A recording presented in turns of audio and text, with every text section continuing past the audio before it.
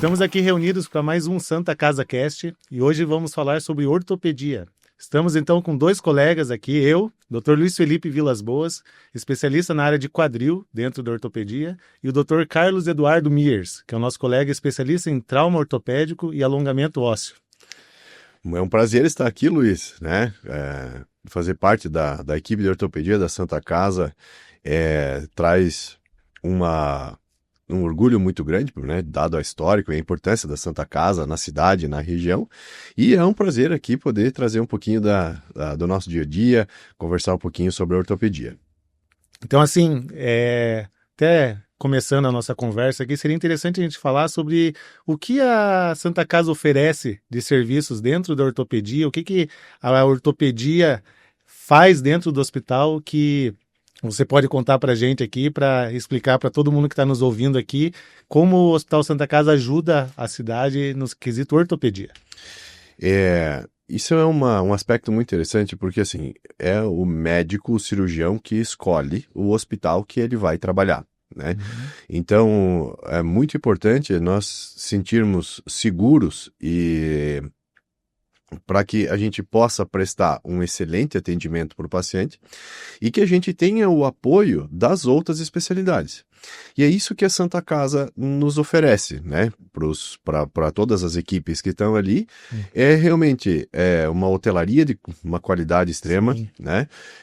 Um centro cirúrgico moderno, com equipamentos modernos, UTIs, e os protocolos de cuidado e de segurança do paciente que garantem a nós que realmente a gente possa prestar o melhor serviço para os nossos pacientes. Acredito que até a equipe, né, se a gente for considerar toda a equipe multidisciplinar, as outras especialidades que estão em volta, os funcionários, por exemplo, dentro do centro cirúrgico, você ter uma equipe de circulantes, enfermeiras, que acabam organizando tudo isso, fazem com que o hospital tenha que o dia a dia tenha uma fluência boa e que tudo funcione de uma maneira mais otimizada. O que você acha sobre isso? Uma coisa que me chama muita atenção dentro da Santa Casa é como todos os funcionários são proativos e as equipes, elas se coordenam e se conversam muito bem, né? Então, todo mundo sabe o que cada um tem que fazer para que toda a cadeia de atendimento seja de forma célere e sem erros, né? Então, isso dá muita segurança para a gente e com isso a gente consegue fazer um melhor atendimento. Eu estava observando você falar e eu percebi que, como é importante, assim, acho que são as duas coisas mais importantes para nós dentro da ortopedia, o centro cirúrgico, que é uma especialidade cirúrgica, né? A parte de internamento, então hotelaria, então os cuidados do paciente quando ele está no leito hospitalar, então daí as outras equipes, como a gente comentou, então enfermeira, técnica de enfermagem, a fisioterapia que acompanha o paciente e também a parte de atendimento, né? Então, a gente tem visto que a Santa Casa tem feito diversos investimentos, cada com reformas e aumentando os leitos e reformando, deixando a qualidade cada vez maior. E eu acredito que isso, ou você pode me dizer, se é isso que faz com que você traga mais pacientes e que esteja feliz com o atendimento na Santa Casa. Sem dúvida, né? Toda essa atualização constante que a Santa Casa faz, essa modernização constante faz com que a gente cada vez traga mais tratamentos inovadores para a Santa Casa, inclusive, né? E até no ano passado, a nossa equipe, com o Dr. Rafael Biagi, fez uma das primeiras próteses de joelho guiada por robô aqui nos Campos Gerais, e foi dentro da Santa Casa, né? Excelente. Uns 2 anos antes, por exemplo, a nossa equipe também fez uma cirurgia de uma pseudoartrose de úmero, uma sequela grave, que a gente fez o primeiro implante personalizado, né? Foi feito sob medida para aquela paciente para tratar aquela necessidade. E isso nunca tinha sido feito aqui na cidade? Não, nunca tinha sido feito nem na cidade aqui. E essa viabilização desses tratamentos inovadores que a Santa Casa proporciona é que nos estimula a trazer cada vez mais tratamentos de ponta para serem executados dentro da Santa Casa. Então, em conjunto, a gente vai crescendo junto com a Santa Casa, ela vai crescendo e vai empurrando todo mundo para cima. Sem sombra de dúvidas. Então, tá certo. Eu estava pensando aqui também, a gente podia falar sobre a ortopedia em geral, sobre os serviços que a gente presta dentro da Santa Casa. Então, a gente tem um centro médico, né, que tem alguns atendimentos lá, consultório com consultas agendadas, e tem também o pronto atendimento, que é a ortopedia, a nossa equipe. Então, somos basicamente 5 colegas que atendemos, então o Dr. Diógenes, Dr. Rodrigo Favre, especialista em ombro, o Dr. Rafael Biagi, especialista em joelho, eu, Dr. Luiz Felipe Vilas Boas em quadril e o Dr. Carlos Mires, especialista em alongamento ósseo. Então essa parte de reconstrução óssea, de trauma, é bem importante, inclusive a porta de entrada dos pacientes, né, no pronto atendimento é mais trauma, né? O que você acha sobre isso? Veja, os pacientes que procuram ali o pronto atendimento, eles inicialmente vão ser atendidos pelo plantonista, né? E eles, se julgar necessário acionar a especialidade de ortopedia, nós estamos 24 horas à disposição dos pacientes ali, né? E eu acho que, como você falou, essa gama de subespecialidades dentro da ortopedia que a nossa equipe dispõe, que a Santa Casa dispõe, é o que traz segurança para que quando o paciente chegar naquele pronto atendimento, seja qual for o problema dele, vai ser resolvido ali dentro. Isso é importante destacar que a Santa Casa é um dos poucos hospitais na cidade que tem essa retaguarda de ortopedia. Exato. Com todas as especialidades que podem dar total resolução para qualquer problema que tiver o paciente, né? É isso mesmo. Tanto ali como no centro de especialidades. Né? E uma coisa que eu queria perguntar para você, assim, que você que está há mais tempo já dentro da Santa Casa, trabalhando lá, quanto tempo? Tá me chamando de velho. Não é isso, né? É experiente. Experiente, tá? Experiente. 12 anos. 12 anos na Santa Casa. O que mais mudou na Santa Casa que você sentiu mais diferença no teu dia a dia? Eu acho que a visão empreendedora do hospital, isso fez com que mudasse a visão de futuro do hospital. Eles conseguiram entender as coisas como a medicina em si, né, está crescendo e as evoluções que estão tendo, e colocar os olhares sobre certas coisas que fizeram investimentos bem certeiros, assim, e que fizeram com que o hospital hoje seja a maior referência aqui da cidade. Então, não tenho dúvidas que é um prazer para a gente ser a referência de ortopedia dentro da Santa Casa, porque isso nos traz muita segurança, nos traz também a certeza de que o nosso cliente está sendo bem tratado e bem servido. Então, nesses últimos 12 anos, eu só vi crescimento. Então, se uma palavra que a gente pode dizer sobre a Santa Casa é crescimento. Nunca vai para trás. Parece que todo ano sempre tem alguma coisa que faz com que a Santa Casa esteja caminhando só para cima. Então, isso é muito bacana. Muito bacana. Isso eu acho que é o que faz com que a gente se sinta tão bem e continue feliz em trabalhar lá na Santa Casa. Com certeza, com certeza. Então, eu acredito que a gente tem algumas perguntas que foram feitas por alguns pacientes, alguns colaboradores, algumas coisas que... Tem coisas, às vezes, muito básicas, né? Que as pessoas não sabem o que a ortopedia trata. O que é a ortopedia, Dr. Carlos? E você sabe que, assim, dentro desse aspecto, a minha especialidade dentro da ortopedia é uma especialidade que é pouco conhecida pela população em geral, né? Porque se você vai tem uma dor no joelho, vou procurar o especialista em joelho, né? E a minha é reconstrução e alongamento ósseo. Então, quando os pacientes me perguntam assim, o que eu trato? Eu costumo dizer assim, eu trato o que deu errado. Né? Trata a complicação. Eu trato basicamente as complicações. Né? Então, é aquela fratura que não cicatrizou, que cicatrizou torto, ou que teve uma infecção depois de um procedimento cirúrgico, seja por fratura, seja por prótese. Né? Um paciente, às vezes, que nasceu com um membro mais curto ou com uma deformidade, né? Então a nossa especialidade ela restaura tanto o comprimento como a função do membro, né? Para tentar devolver o máximo de qualidade de vida para o paciente diante daquele cenário que muitas vezes é catastrófico, né? O paciente já vem de vários procedimentos cirúrgicos frustrados ali. Sim. Então, quando a gente consegue realizar um tratamento que a gente devolve a estabilidade, devolve a função do membro, trata aquela infecção, É sensacional o paciente, assim. Né? É que você acaba pegando os pacientes que já foram muitas vezes tratados e por um longo tempo, múltiplos procedimentos e que não deram certos e que acabam chegando com você para resolver de vez. E, inclusive, assim, esse recente agora, nós conseguimos erradicar uma osteomielite de 48 anos de fêmur. Uau! E isso, assim, se deu porque foi feito um exame bem adequado para ver a extensão de toda a infecção. O procedimento cirúrgico foi feito de uma maneira como a técnica demanda. E fundamental a equipe multidisciplinar, né? A equipe da infectologia, que assessorou toda a parte de qual antibiótico dá, por quanto tempo, monitorar os efeitos colaterais. Toda essa equipe multidisciplinar, toda essa infraestrutura foi essencial para que a gente conseguisse erradicar essa infecção que incomodava o paciente a vida inteira, né? Sim, nunca. Quantos anos ele tinha, esse paciente? 64. 40 e poucos anos, então a vida inteira incomodando. Exatamente.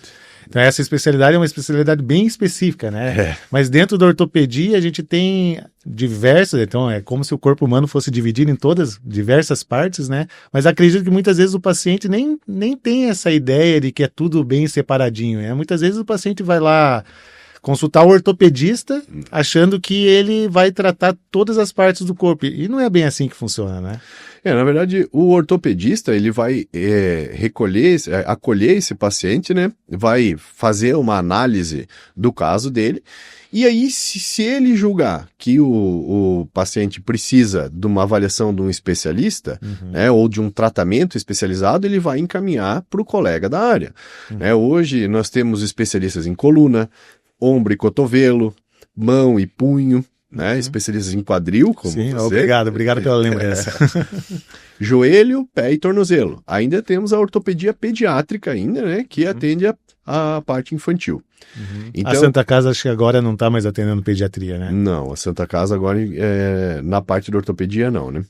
É intra-hospitalar, né? Mas acho que em atendimento ambulatorial acho que não teria problema nenhum, né? Acho que o centro de especialidades acaba atendendo alguma coisa. Então tá bom. A partir de abril é para voltar a pediatra. Ah, é? Sim. Que bom. Recebemos uma informação então nova, que a partir de abril teremos novamente as crianças, que daí a gente vai ter os novos, que daí elas são uma coisa bem específica, a ortopedia pediátrica ela não é exatamente um adulto pequeno, né? Não. Então ela muda totalmente. Muda totalmente, é uma atenção totalmente especial, é um outro enfoque, é uma outra análise, né, que demanda de um especialista nessa área mesmo. Sim. Então, vamos ver essas perguntas, né, que foram mandadas pra gente. Vamos ver o que a gente consegue sanar as dúvidas do pessoal aí e ajudar todo mundo a aprender junto. Doutor, por que o corpo às vezes rejeita a platina? Então, doutor Carlos, acho que essa pergunta é do que você estava falando agora há pouco. Não, isso é o dia a dia da gente no consultório, né? Popularmente, as pessoas chamam as placas, os implantes ortopédicos de platina. Né? Mas na verdade não é de platina, né? Como assim platina? Me explica isso para mim. Então, é que platina é um termo popular que é utilizado para designar os implantes, né? Metal lá, metal, placa, né? Mas hoje os metais que são utilizados, os implantes, né? Prótese, parafuso, placa, haste, eles são ou de aço cirúrgico ou de titânio. Tá? E esses materiais, esses metais, eles são biocompatíveis. E aí vem um detalhe assim muito grande. O nosso corpo, ele tem a habilidade biológica de reagir a elementos vivos ou sintéticos também, mas não a metal. Tá? Então, salvo algumas exceções, que alguns pacientes têm alergia a metal, por exemplo, tem mulheres que não podem usar um tipo de brinco de metal, mas o nosso corpo ele não rejeita o metal, ele pode rejeitar algum órgão, por exemplo, um transplante, né? Então não é o organismo que pega e expulsa aquela placa lá. Não, Ele não... O que acontece normalmente é que esse implante, ele acaba tendo uma infecção do sítio cirúrgico, certo? Uma bactéria. Uma bactéria. Principalmente a bactéria, pode ser por fungo também, mas principalmente bactéria, que entra dentro daquele sítio cirúrgico ali e acaba contaminando. Aí dificulta a cicatrização, a ferida abre, tudo, e aí o médico, para explicar para o paciente de uma maneira mais leiga, ele fala, tá rejeitando a placa. Mas isso, na verdade, é uma infecção do sítio cirúrgico. Isso pode acontecer com qualquer implante. E essa infecção sempre tem que ser tratada bem agressivamente, né? Porque Sim. essa história que você contou pra gente sobre 40 e poucos anos de infecção, que provavelmente foi tratando meio que... Isso. Levando devagarzinho e nunca resolveu. Exato. Então, assim, existem protocolos, existem técnicas, métodos que guiam a nossa terapêutica para abordar esses pacientes de uma maneira bem assertiva, né? E o que você acha que a Santa Casa, ela ajuda no quesito de não ter essas situações e evitar que isso aconteça? Então, na Santa Casa nós temos duas situações assim que são muito favoráveis para o cirurgião, né? A taxa de infecção da Santa Casa cirúrgica é uma das baixíssimas, muito baixa. Tá? Isso se deve pelos processos do centro cirúrgico, né? Desde o central de material estéreo, desde os processos de recebimento de material estéreo, processo de esterilização, né? Limpeza de sala cirúrgica, cuidado de tudo isso, que garantem que a taxa de infecção operatória daquele centro cirúrgico seja baixíssima. Ótimo. E estruturalmente o que favorece é que o centro cirúrgico está no quarto andar, né? Então não tem muita circulação de pessoas. Isso é um fator físico excelente. E acho que os protocolos também que são utilizados para infecção, o antibiótico, tudo feito na hora certa, no momento certo, isso também facilita, né? Com certeza. Então esses processos, eles visam abordar em cada ponto de risco minimizar a taxa de infecção, né?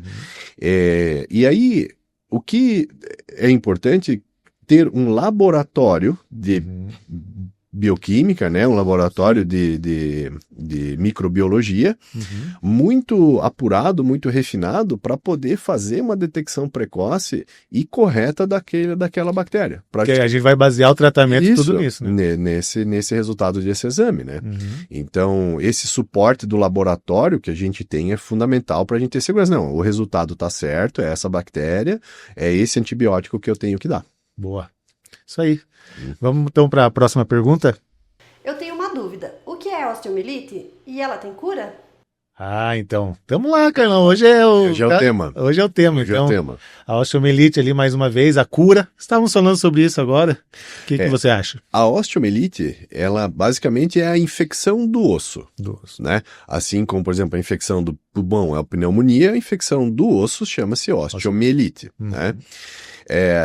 A principal causa de osteomielite é pós uma cirurgia, né? Principalmente pós-fratura, tá? Onde entra uma bactéria ali pela ferida exposta, pela fratura exposta ou pela incisão cirúrgica, né? Que acaba contaminando ali.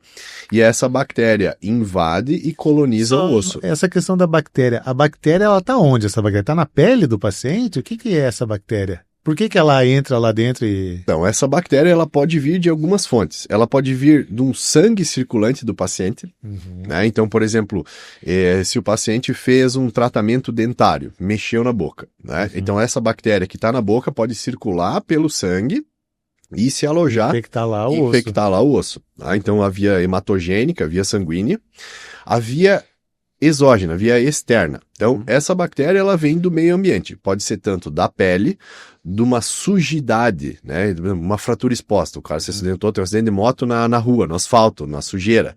Entra a bactéria ali dentro, acaba contaminando.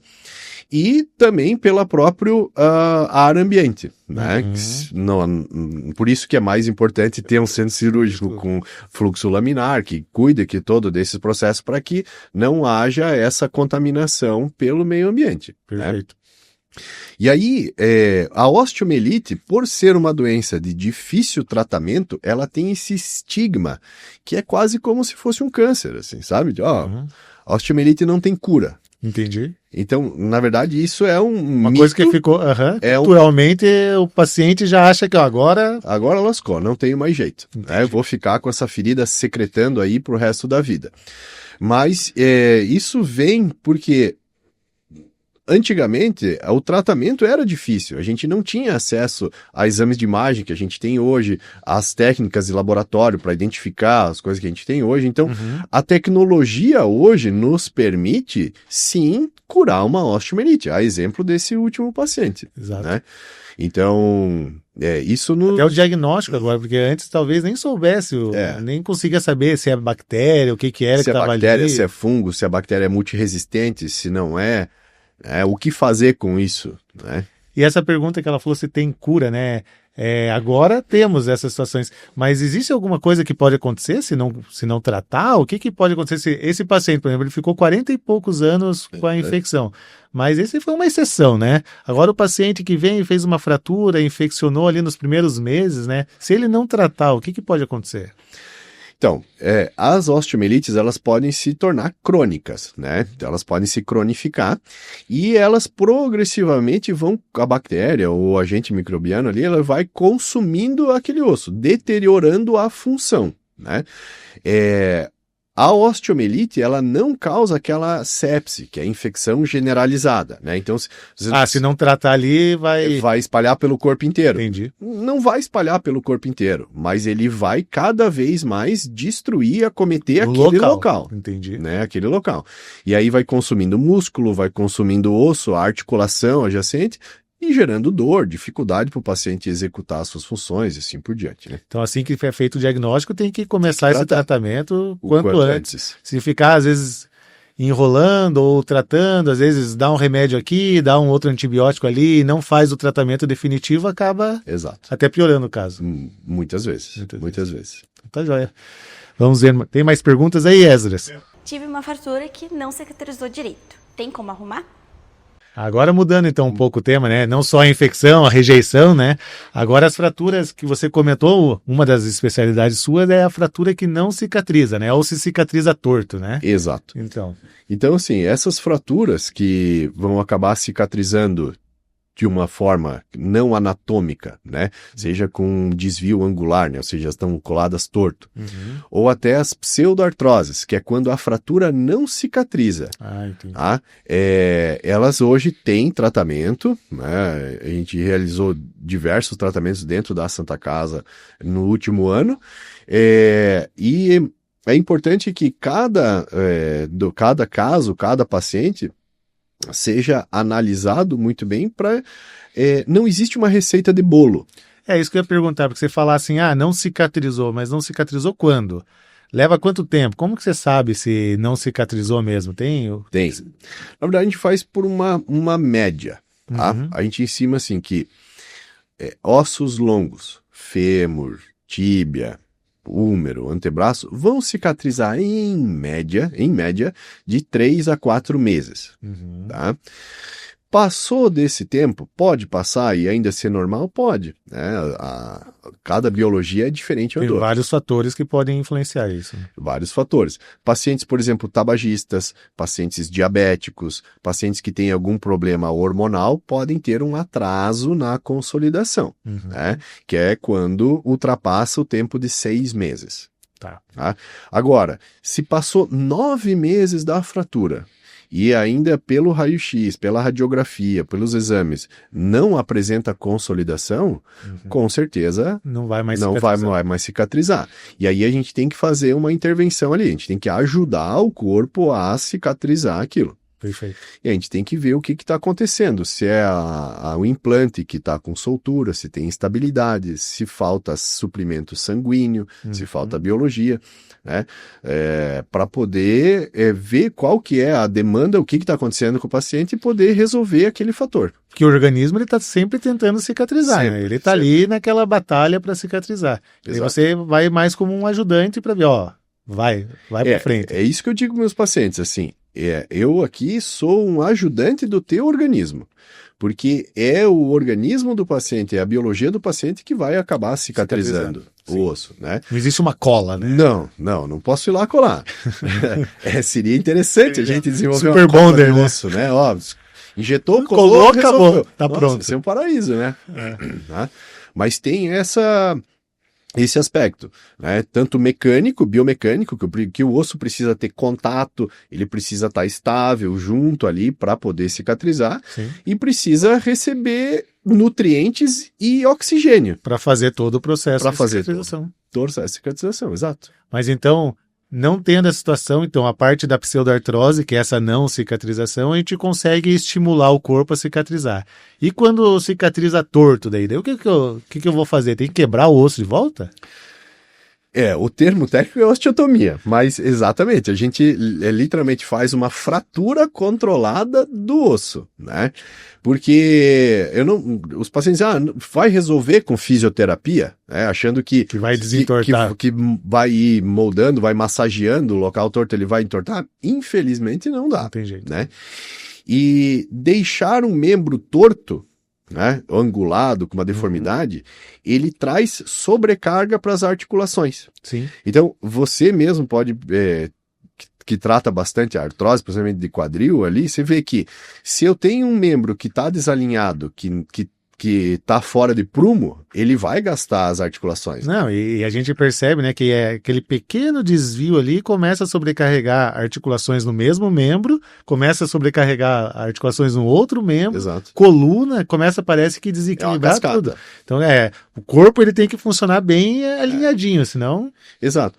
Assim, a gente faz, quem dirige, gosta de carro, por exemplo, sabe que o pneu, para gastar homogêneo, gastar aparelho, ele tem que estar alinhado e balanceado. Uhum. Se todas as vezes você leva o carro no mecânico, você faz um alinhamento, balanceamento, por que o teu corpo você vai deixar trabalhando torto? Uhum. Não faz sentido. É natural que daí vai começar a ter outros Vai problemas gastar. também, né? E a cartilagem, tá? Ela é um tecido que não se regenera. Uhum. Né? Então, Isso é muito importante. Então, uma vez que gastou a cartilagem, gastou. Então, nós temos que fazer de tudo para evitar que essa cartilagem gaste. Uhum. Né? E aí, o alinhamento, restaurar o alinhamento anatômico do membro é fundamental. Uhum. Então, essa cirurgia para corrigir a deformidade visa preservar a articulação. Uhum. Não tem uma função estética, porque ele tá feio, tá torto. Não, é para preservar a articulação. Porque senão, se deixar ali, daqui um pouco vai ter outros problemas que... Vai começar com artrose, vai precisar de uma prótese. Exato. E aí escala o problema, né? Perfeito.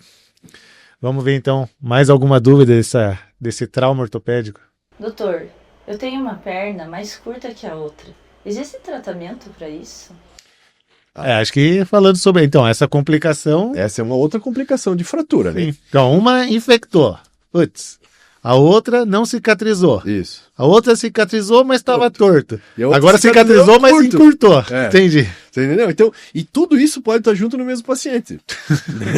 Não Catástrofe. Pode estar tudo junto no mesmo paciente. E assim, sim, hoje a gente tem a técnica... desde a década de 70, de Lizarov, que diz que é possível a gente alongar o osso. Uhum. Tá?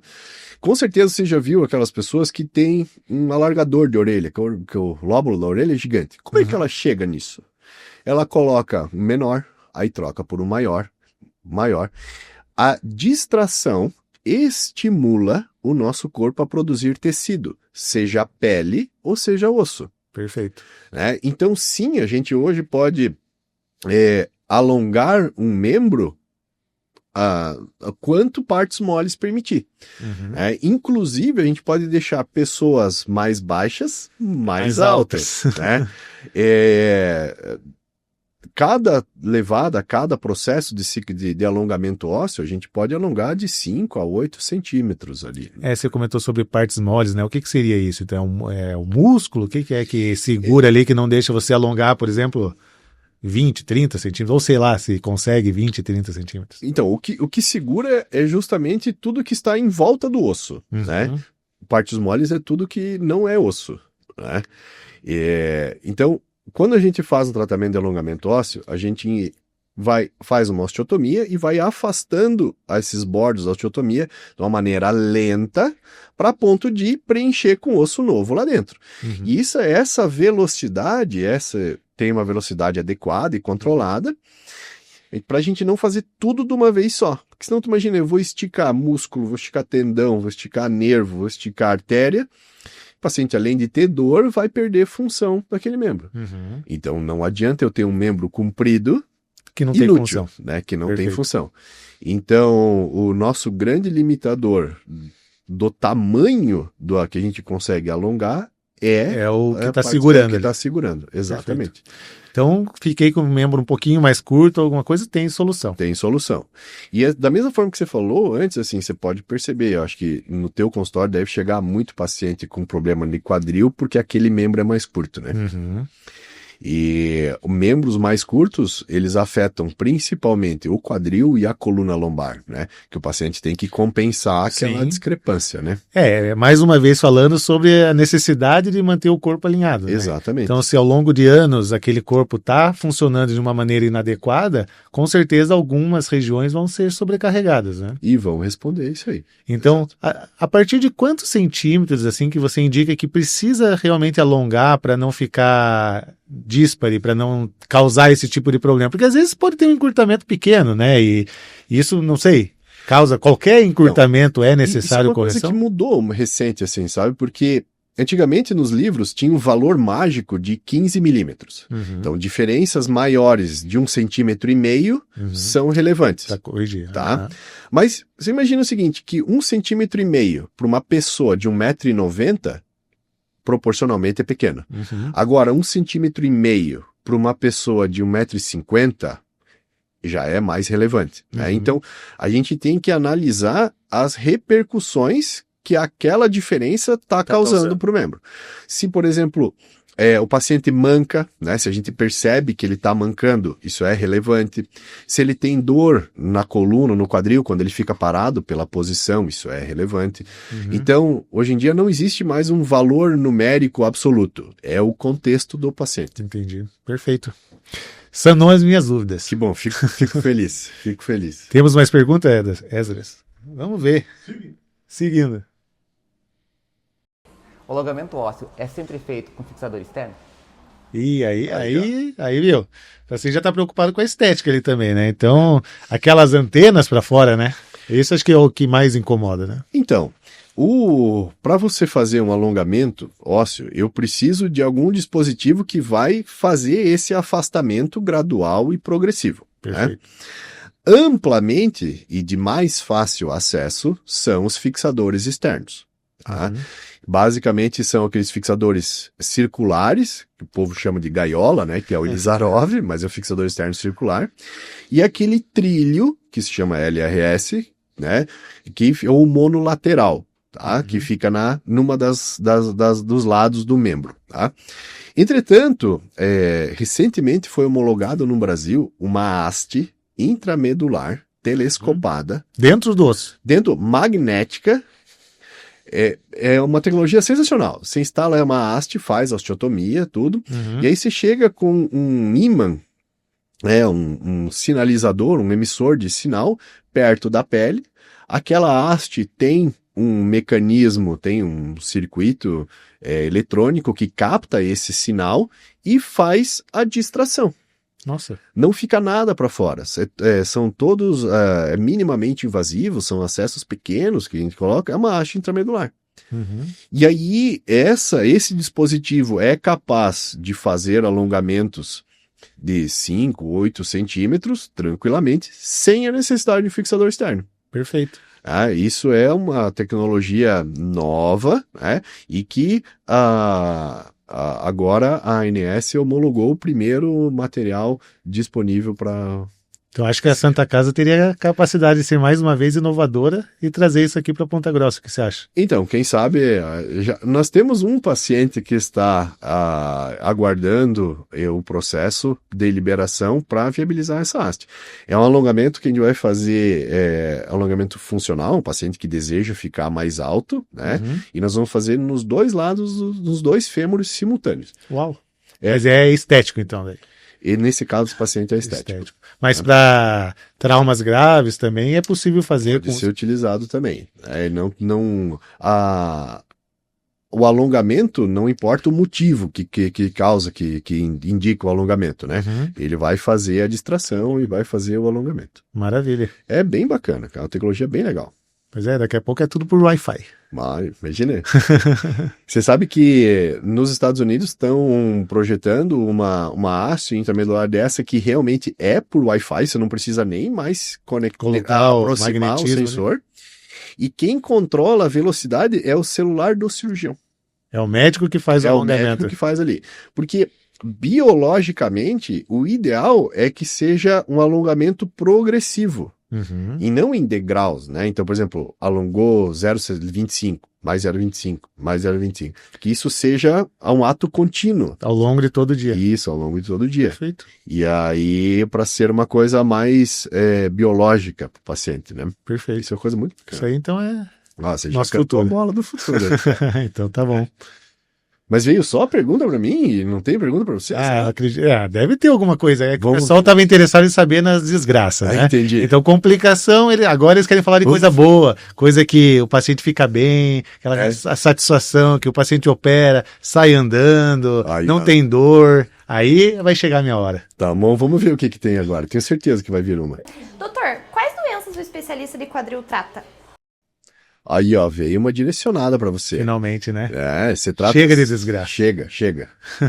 Me conte, o que você trata tanto nesse quadril? É importante, essa pergunta acho que foi bem interessante, porque, igual eu estava falando antes para você, da ortopedia, né? Muitas vezes o paciente nem sabe que a ortopedia tem várias especialidades, né? E daí, às vezes, chega até no ortopedia e senta lá, ele fala, especialista em tal coisa, e não tem essa real noção de que é tudo dividido. O especialista de quadril, ele é mais específico na articulação do quadril, que é a junta ali da perna com a bacia, né? E todas as patologias que envolvem a bacia, tanto tecidos moles, igual você falou há pouco, então tendinites, bursites, a parte óssea e a parte articular, que é uma das mais importantes. Então, às vezes o paciente, eu vim aqui no especialista de quadril, às vezes se confunde um pouco com coluna, porque é tudo muito interligado, inclusive a coluna e o quadril. Muito próximo ali, muito próximo. Então, às vezes, o próprio paciente não sabe dizer de onde vem a dor e nós, especialistas em quadril e os colegas da coluna, tem que fazer essa diferenciação.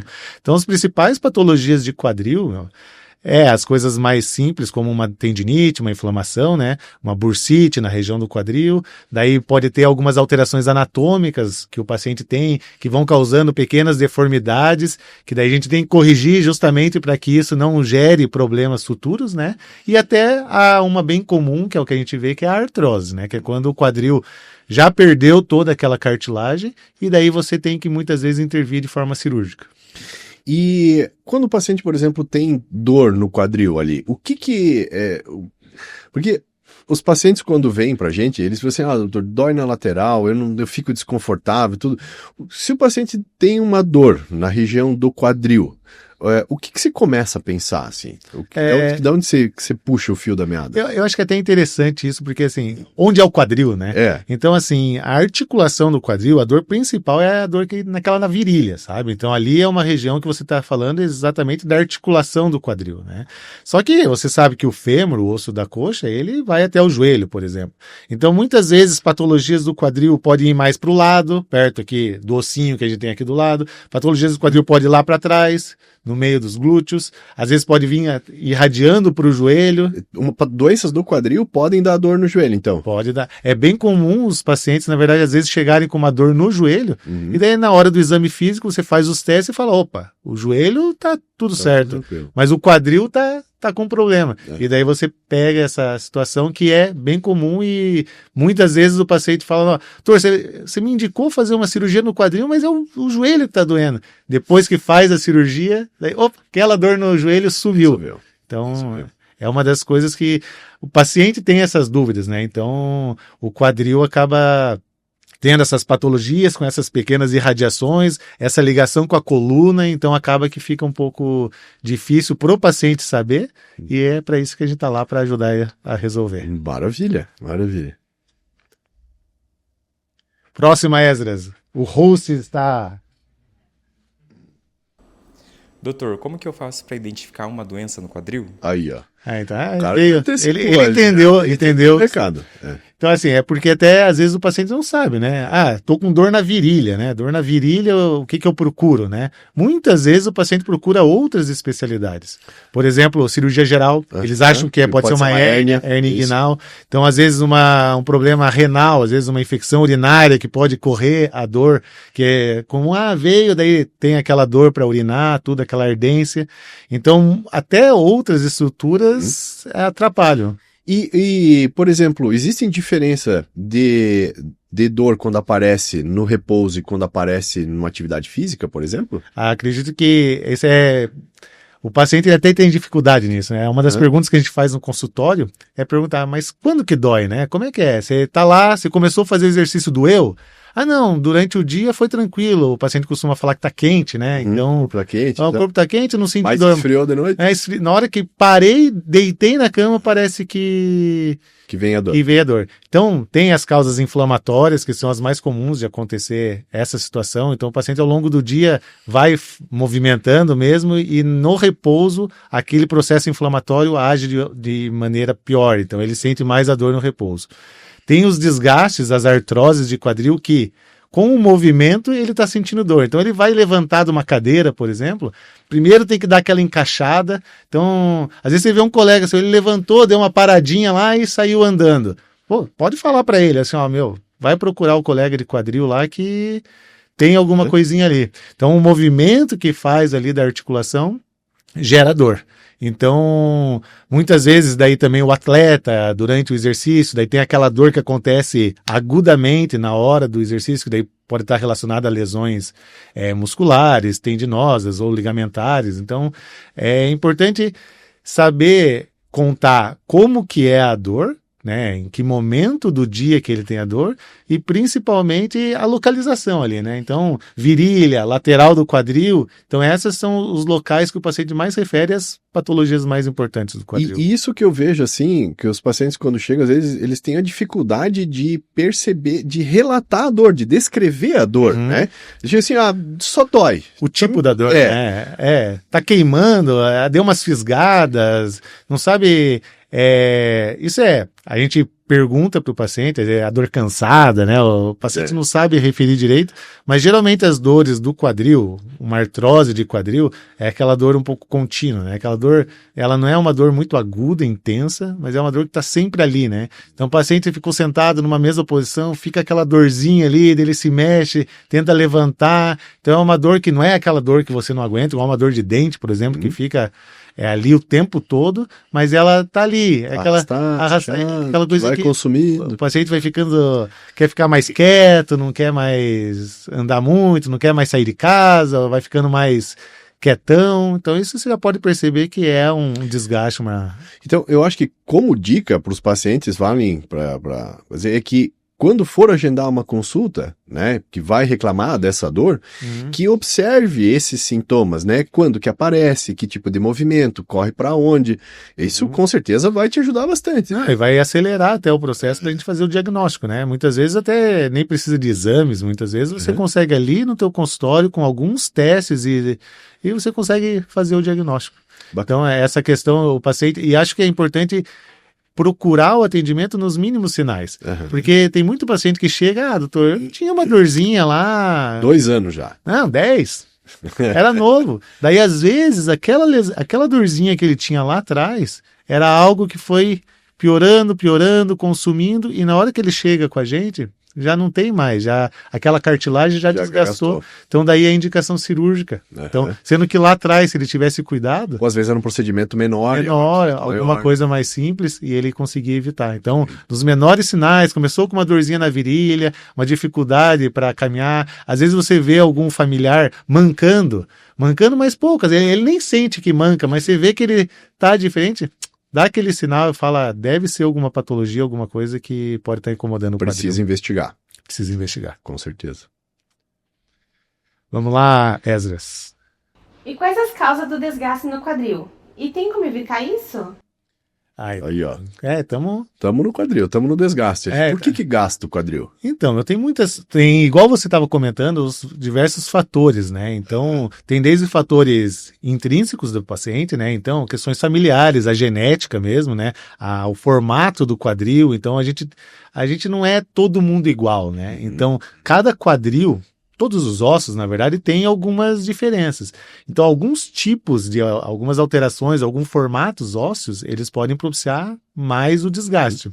E, além disso, o meio que a gente vive, né? Então, a atividade que o paciente faz, tanto a atividade laboral quanto a atividade física, o local de que ele trabalha, o local que ele vive, né? Então, aquele esforço que ele tem que fazer do quadril ao longo da vida, né? Então, se ele tiver um osso de uma maneira certa, geneticamente diferente, se faz um trabalho braçal com muita carga, faz uma atividade física de impacto, essa soma de fatores vai gerar o desgaste. E, além disso, que seria, digamos assim, um desgaste natural do corpo, né? Tem as causas secundárias, né? Então, às vezes o paciente sofreu um acidente, fez uma fratura, como no teu caso, teve uma deformidade local que gerou um desgaste. Ou outros tipos de doenças, né, que podem causar problemas ósseos que fazem com que aquela esfericidade da cabeça, que ela é bem redondinha, lisinha, fique deformada. Então, acaba que isso, ao longo de anos, vai gerando um desgaste. Você estava falando de doença, assim, dentro da minha área, agora depois do pós-Covid, apareceu muita osteonecrose. Muita osteonecrose. Que não tinha. Tá aparecendo no quadril também? No quadril hoje é a causa principal, né? Até antes do Covid, né, a gente tinha bastante paciente de alcoólatra, né? O alcoolismo, o etilismo, ele era a principal causa. Às vezes o uso de algumas medicações crônicas também, ou doenças sanguíneas, podiam causar a osteonecrose. Mas depois do Covid, impressionante como aumentou muito o número de osteonecrose. E isso, quando não é diagnosticado, é uma doença óssea que mata, né, o osso da região da cabeça do fêmur, e esse osso morto, ele é um osso mole, então ele vai afundando. Vai achatando. Vai achatando. E na hora que ele achata, vira uma deformidade. Então uma coisinha que era redonda, bonitinha, fica quadrada. Então isso vai dar um desgaste, vai dar artrose e vai ter que fazer um procedimento cirúrgico. Mas se no começo, se não tratar antes desse osso amolecer e achatar a cabeça, é possível recuperar. É possível, a gente consegue. Hoje tem técnicas bem avançadas, inovadoras, que a gente, dentro da Santa Casa, já fez algumas esse ano, que é tentar limpar essa necrose, né, e fazer com que aquilo seja preenchido com osso bom, novamente, e evite que colapse. Exatamente. E daí, lógico, se colapsar, a gente tem que acompanhar e ver os sintomas do paciente, o que ele está sentindo para indicar um tratamento ou outro. Mas muitas vezes evolui para um desgaste e acaba sendo necessário uma cirurgia. Entendi. Vamos ver aí a próxima, então? Mas, doutor, eu tenho artrose no quadril, e agora? É meio jovem para ter artrose no quadril, né, esse paciente. Coitado, ele deve ter caído de moto, fez uma fratura de acetábulo, quebrou o fêmur, tudo, consertou na época, mas agora evoluiu, né? Então, tem artrose. Era isso que a gente estava falando, né? Quando o paciente tem artrose, às vezes não é assim, tá totalmente gasto, é aquela artrose que você vê aquela deformidade grande, o paciente não consegue mais nem caminhar, nada. A artrose tem vários graus. Então, desde um menorzinho, que aquele que a gente comentou, se lá atrás tivesse sido tratado, dava para tratar melhor e não ter que fazer uma cirurgia. Mas, então, a gente tem que pegar esses menores sinais para começar a tratar lá atrás. Então, começou com aquela dorzinha, começou com uma leve mancada, começou a sentir dor no movimento para levantar, para sentar, para virar de lado na cama, já fica de olho. Tem artrose, foi no médico, diagnosticou que está com um desgaste. Se for um desgaste leve, a maioria das vezes o tratamento é não cirúrgico, porque a gente precisa preservar essa articulação o máximo possível. Então, como que a gente preserva? Principalmente fortalecendo a musculatura. É importante dizer que o músculo da gente sustenta as nossas articulações e é importantíssimo que ele esteja o mais ativo possível. A musculatura vai atrofiando, o paciente vai sentindo cada vez mais dor e esse desgaste só tende a piorar. Então, a parte de fortalecimento muscular é importantíssima. Temos daí algumas medicações via oral ou medicações injetáveis. Isso que eu ia te perguntar, porque o que a gente vê de alguns pacientes é assim, eu fiz uma infiltração no quadril, fiz uma infiltração no joelho para tratar a artrose. Como é que funciona essa infiltração?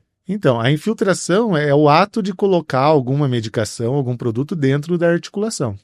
Então, a gente tem diversos medicamentos que podem ser infiltrados. Mas quando a gente fala de artrose, quando já tem a artrose, não é o caso. Mas quando ainda é um leve desgaste, uma lesão na cartilagem. Uma lesão na cartilagem, uma condropatia, a gente quer tentar preservar essa cartilagem. Então, existe hoje uma medicação, que é o ácido hialurônico, que a gente coloca dentro da articulação. Ele é como se fosse uma gelatina, um líquido bem viscoso, que tem como intuito melhorar essa lubrificação, fazer com que o líquido articular vá para dentro da cartilagem e hidrate essa cartilagem, fazendo com que esse menor atrito com essa parte química e física façam com que essa cartilagem dure mais tempo. Olha que legal. Então, quando a gente consegue pegar nesses casos bem lá no começo, isso ajuda bastante.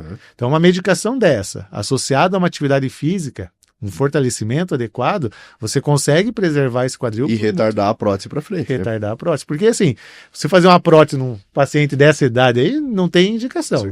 Esse paciente, com certeza, vai passar por múltiplos procedimentos ao longo da vida. E não é essa a ideia. A ideia é tentar restaurar a qualidade de vida do paciente sem precisar mexer mais. E essa infiltração você consegue fazer no consultório? Não, essa a gente acaba fazendo no centro cirúrgico para ter mais conforto para o paciente, né? É uma articulação, o quadril, né? O joelho, os colegas conseguem fazer bastante no consultório por ser mais fácil o acesso.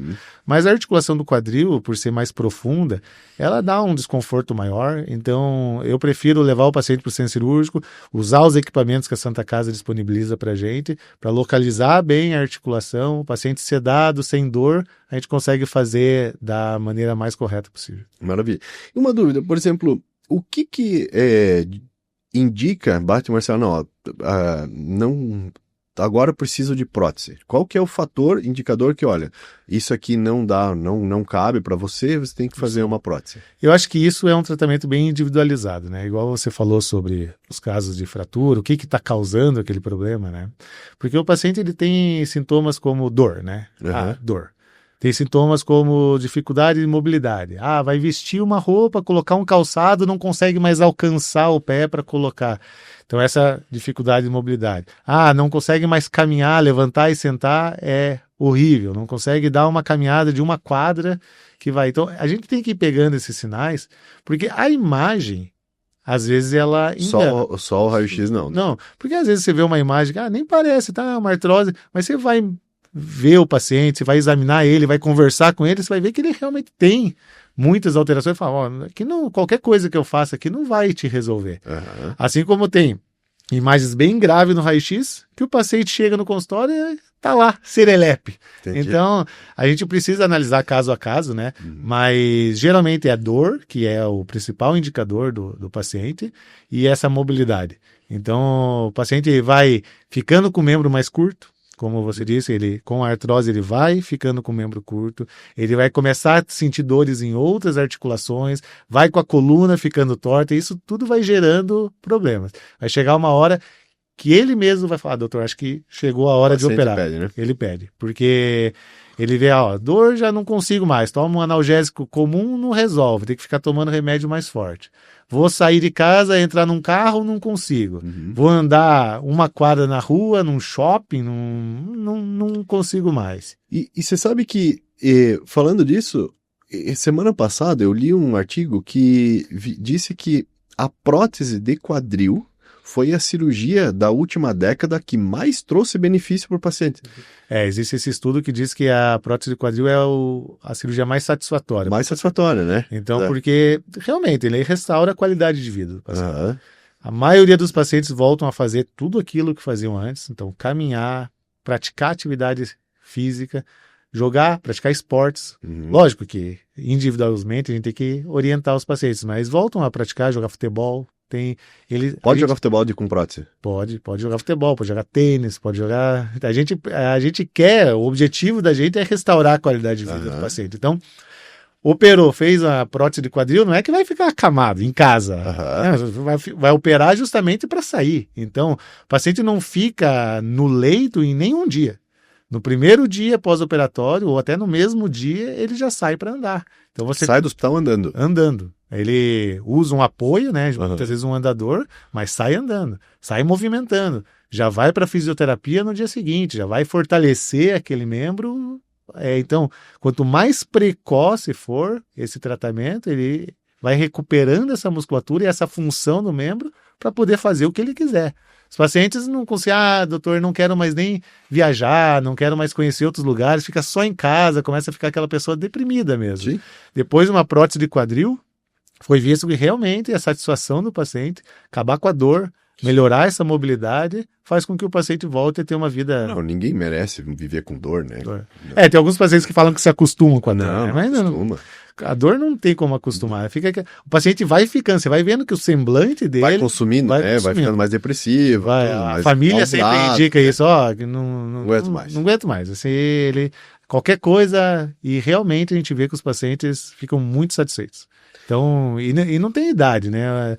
Tem paciente já que chegou, às vezes, doutor, eu já tenho isso já faz alguns anos, mas já me falaram que não dá para operar, porque eu já sou muito idoso.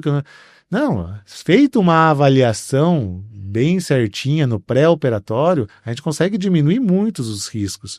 E o paciente tem benefício em qualquer idade.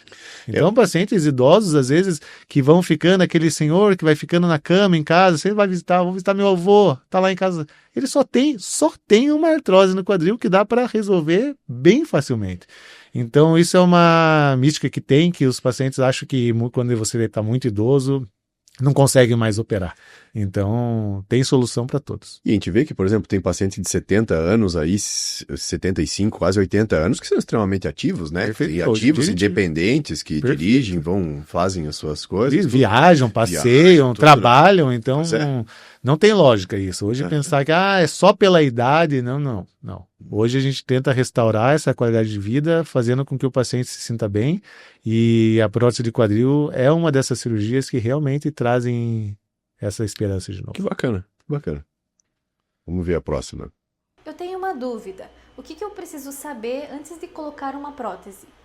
Aí, ó. Muito bem, as então próteses. depois que tem o diagnóstico, né? Tem a indicação, o paciente já falou, quero operar. Até antes disso tinha um chefe meu antigamente que falava que quando o paciente tinha indicação de prótese, ele ganhou como se fosse um presente. Porque muitos pacientes chegavam antes, você tem uma artrose, mas não dá para operar você é muito novo, ou tem isso. Aí chegava no momento, você pode operar. É um presente, porque realmente o paciente sente uma satisfação muito grande após a cirurgia. E essa é uma pergunta interessante, porque existe uma questão cultural muito difícil com relação à prótese de quadril. Os pacientes não sabem que dá para fazer, que aquele problema tem solução e que a solução não é tudo isso. Então, colegas, amigos nossos chegam e falam assim, nossa, mas eu tenho artrose no quadril, dá para resolver isso aqui? Eu achei que era um desgaste e ia ter que ir vivendo isso ao longo da vida e faz parte da vida. Uhum. Não, o desgaste de quadril tem essa solução. Então você precisa saber que quando você vai fazer uma cirurgia de prótese, você tem que se preparar. Essa cirurgia é importantíssimo você ter alguns cuidados para não ter complicações. É importante você ter uma musculatura bem ativa, então é importante saber que no pós-operatório você vai precisar desse músculo, então quanto mais ativo ele tiver, melhor. É importante você saber que no pós-operatório, essas orientações que a gente estava dando agora há pouco, que o paciente vai sair andando, que ele vai precisar usar um apoio, que ele vai, depois de alguns dias, poder usar só uma muleta, que ele vai poder dirigir depois de um certo tempo. Então, todo esse cronograma, muitas vezes, faz com que a gente programe a cirurgia para o paciente melhor. Então, eu preciso ficar 30 dias, mais ou menos, sem poder dirigir. Ele já sabe como é que ele vai lidar. Até para ele organizar a vida dele, né? Pegar, às vezes, um cuidador ou chamar um familiar para ajudar ele nos primeiros dias e tudo, né? É porque, assim, a prótese de quadril não é uma cirurgia de urgência, né? Sim. A urgência é a dor do paciente. Então, quando ele vem procurar você, a gente tem esse tempo para programar, para tentar fazer com que essa cirurgia seja o maior sucesso possível. Existem preparos que a gente precisa fazer para evitar aquela questão da infecção, que você comentou bastante. A gente tem um preparo antes da cirurgia para evitar que essa infecção aconteça. Então, a gente tem que ter um pouco de cautela, fazer os exames bem certinho, ver se o paciente tem condição clínica, tudo direitinho, para a gente fazer a cirurgia com o maior cuidado possível e para ter a taxa de sucesso cada vez maior.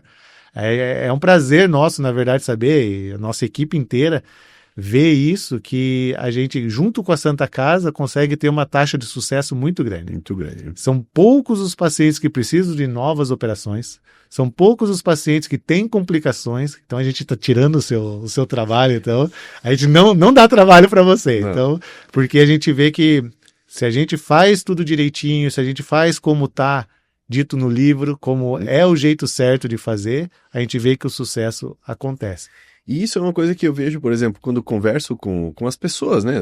Vai no supermercado, na academia, assim, meu vizinho operou o quadril, né? E não deu certo. Não vou operar mais. Né?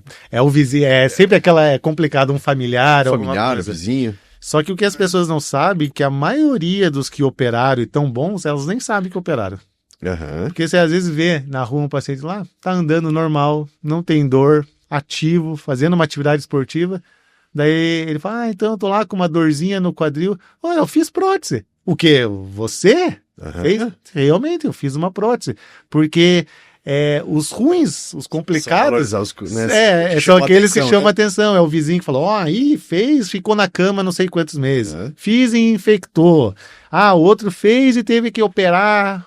Mas eles não sabem que a imensa maioria dos pacientes, mais de 98%... Ele conhece o 1 que deu ruim, mas e o 100? Os outros 100 que foram operados e que estão aí voando e agradecendo pela cirurgia. Exato. Então, cirurgia de quadril, mais uma vez, com estudos inclusive, consegue provar que ela tem a maior satisfação e que a taxa de complicação é muito baixa.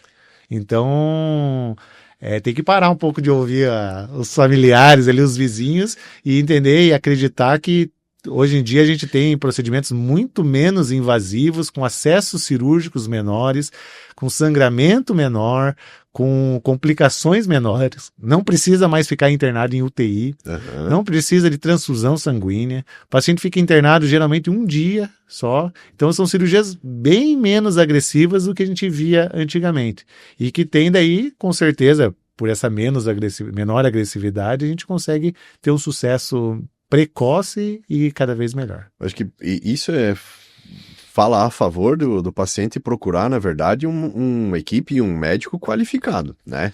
Porque a gente escuta por aí, a gente vê, às vezes, que realmente os profissionais, eles não se preparam tanto para executar aquele tratamento. Eles não têm todo esse contexto, como você falou, né? Eu acho que é especialista que você falou. Né? Então, às vezes a gente vai, procura um ortopedista, né? Mais uma vez, os pacientes não sabem que tem especialistas em cada área. Então, vou procurar um especialista, preciso fazer uma prótese de quadril, vou procurar um especialista de quadril. Esse colega, ele fez todo o estudo, aprendeu tudo e ele trabalha com essa área. Então, na repetição, ao longo de anos, eu estou 15 anos formado. Então, sou especialista em quadril. Você também está nessa média, especialista em reconstrução. Então, fazendo só isso ao longo da sua vida, você vai ganhando uma experiência. Então, diferente de outros colegas que às vezes fazem outras coisas também, né? Muitas vezes faz um pouquinho aqui, um pouquinho ali, e não tem aquela especificidade. Então, quando precisar de uma cirurgia de quadril, ou de outras especialidades, procurar o especialista mesmo, o colega, procurar ver, encontrar às vezes outros pacientes. Buscar referências. Referências com fisioterapeutas, por exemplo, que vê o resultado. Eles são aquele lá que recebe nossos pacientes. Então, às vezes, ele recebe de vários colegas. Então, ele consegue ver aqueles que têm os melhores resultados. Então, buscar referências, buscar o especialista, que com certeza vai ter um sucesso na cirurgia. Que bacana. Então, acho que agora acabou as perguntas. Acho que conseguimos sanar um pouquinho das dúvidas dos pacientes. Provavelmente tem muitas outras, né? Eu acredito que vamos ter outras Santa Casa Cast para poder explicar e ir tirando cada vez mais as dúvidas dos pacientes quanto à ortopedia e poder ajudar todos eles a ter um tratamento, a entender que eles precisam de um tratamento, buscar esse atendimento para conseguir ter uma qualidade de vida melhor.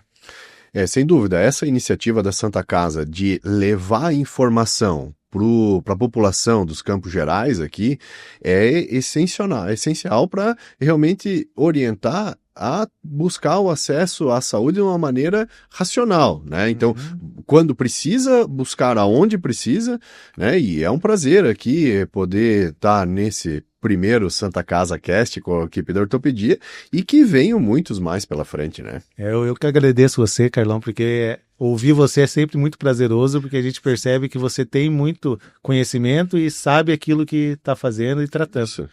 Então, queria agradecer também a Santa Casa pela oportunidade. Estamos aqui, primeiro podcast Santa Casa Cast da ortopedia. Esperamos que daqui a algum tempo estejamos aqui novamente para poder explicar e estar sempre aí com vocês nas dúvidas que vocês tenham. É isso aí. Muito obrigado, Luiz. Obrigado. Acabou.